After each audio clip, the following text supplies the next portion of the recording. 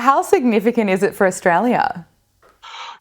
5 years ago or so, when the space agency was just coming to be formed, there was talk about, well, what are the priorities? In fact, rocket launches were not one of those things listed. And that was just because it was deemed so hard to get established and get going. Yet there was so much momentum and desire, and a lot of groups saying there is a lot of desire from this for overseas. Now they're validating this, and this is now becoming a bigger thing. There's this view that Australia can become a launch of rocket powerhouse with lots of access. Wow. Groups like Equatorial Launch Australia, but also we have places in the south. Satellites also like to go towards the South Pole, so places like Southern Launch Alliance and the Eyre Peninsula there. So lots of options, and I think then having the ability for Australia to build satellites, test them, get them ready, and launch them all from essentially in-house in Australia is a key part of what we need for national infrastructure. And so a really big one for this industry. So a lot of eyes pointing to these.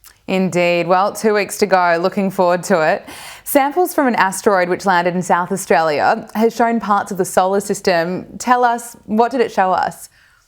Yeah, so Hayabusa 2, when it landed in Woomera in December 2020, we were all excited to see what secrets would have been had. And this was because it landed on the asteroid Ryugu. And Ryugu, as you're seeing here on this screen, it's a very kind of lumpy, rocky bit. And we always believed this was kind of the leftover bits of the solar system. Imagine you're making a cake. These are the ingredients that spill on the counter. And so by studying them, we can see exactly what was present. So it's really told us the exact ratios of the ingredients in our solar system when the sun actually formed. And in fact, the dating of this was able to pinpoint it to within about a 3 million year range. Now, given this happened 4.6 billion years ago, a 3 million accuracy is pretty spot on for figuring out when all this stuff was formed. There you go. A micrometeoroid hit the James Webb Telescope. How much damage did it cause?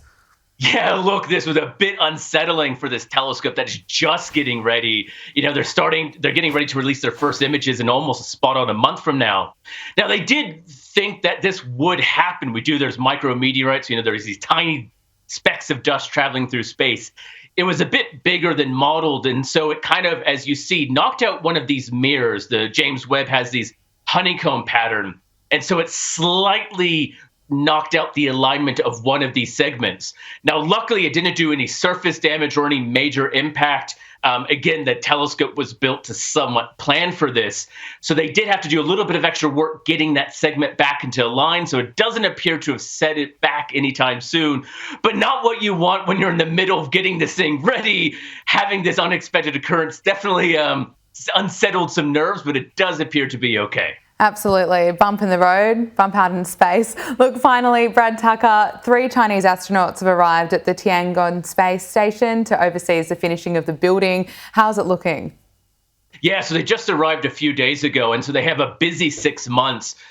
So in fact, what we're expecting is come October or so, and maybe in August. It's a bit hard to say sometimes with the Chinese timelines because they're not very clear with it. The next 2 main modules, there needs to be 3 sections to complete the space station. They've already been working in the first one. So they have a busy 6 months essentially to set up the next 2 and then actually have a fully operational space station. China has set the deadline essentially for the end of the year. So given they have to launch 2 more modules, they have to install it, get them up and running, plus a bunch of other minor work. They have a really busy 6 months. So this is probably the quietest period they're going to have until the end of the year. Okay, Brad Tucker, we have to leave it there. Thanks so much for your time this afternoon. Great to speak with you.